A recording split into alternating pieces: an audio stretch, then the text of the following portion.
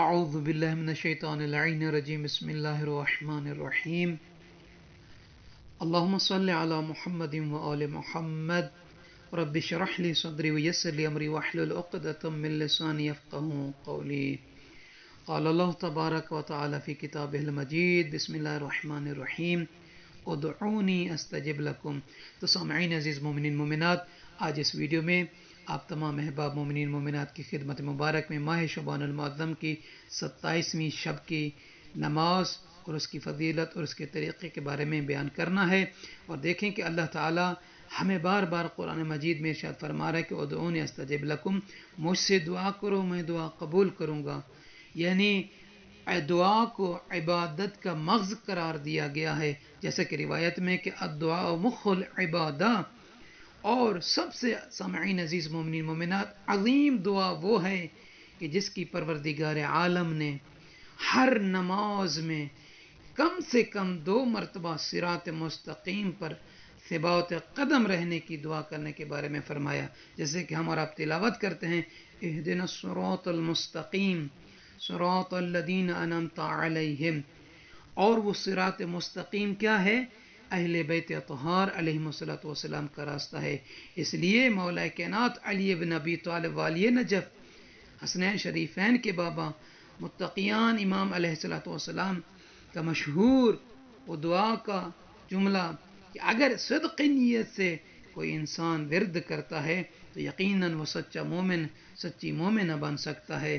کیا ہے کہ الہی کفا بعزا ان تکون لی ربا وکفا بفخرا ان اکون لک عبدا انت کما احب فاجعلنی کما تحب۔ امام علی علیہ السلام فرما رہے ہیں کہ اللہ کی بارگاہ میں وہ دعا مانگتے ہوئے کہ خدایا میری عزت کے لیے کافی ہے کہ تو میرا رب ہے، اور میرے فخر کے لیے یہ کافی ہے کہ میں تیرا بندہ ہوں۔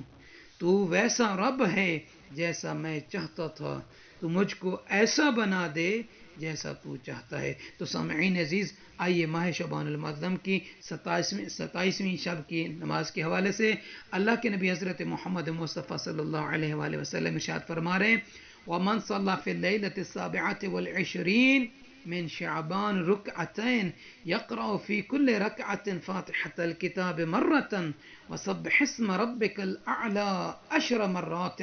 اللہ کے نبی ارشاد فرما رہے ہیں کہ جو کنیز خدا، جو عبد خدا 27ویں شعبان المعظم کی رات رکعت نماز پڑھے، یا رسول اللہ اس کا طریقہ کیا ہے؟ تو فرماتے ہیں کہ ہر رکعت میں 1 مرتبہ سورہ الحمد کی تلاوت کرے اور سورہ اعلیٰ کو 10 مرتبہ تلاوت کرے۔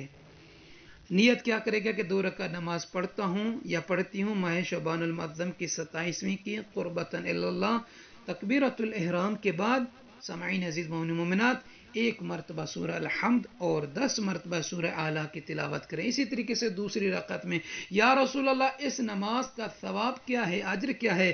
تو آپ صلی اللہ علیہ وآلہ وسلم ارشاد فرما رہے ہیں کتب اللہ تعالی لہ الف حسنۃ ومحا عنہ الف سیئۃ ورفع له الف درجۃ وتوجہ بتاج من نور۔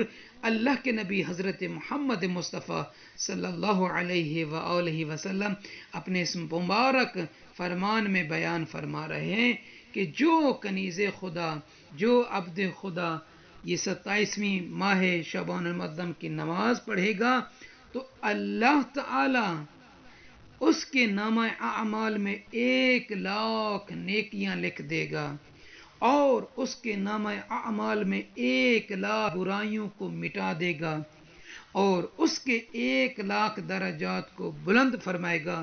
اور آپ صلی اللہ علیہ وآلہ وسلم فرماتے ہیں پھر ایسے عبد کے لیے، ایسی کنیز کے لیے اللہ تعالیٰ کی طرف سے ایک انعام یہ بھی ہے کہ اسے نور کا تاج پہنایا جائے گا۔ کس کے لیے؟ جو یہ 27 شعبان المعظم کی 2 رکعت نماز پڑھے گا۔ یا رسول اللہ 27ویں ماہ شعبان المعظم کے روزے کا کیا اجر ہے، کیا ثواب ہے؟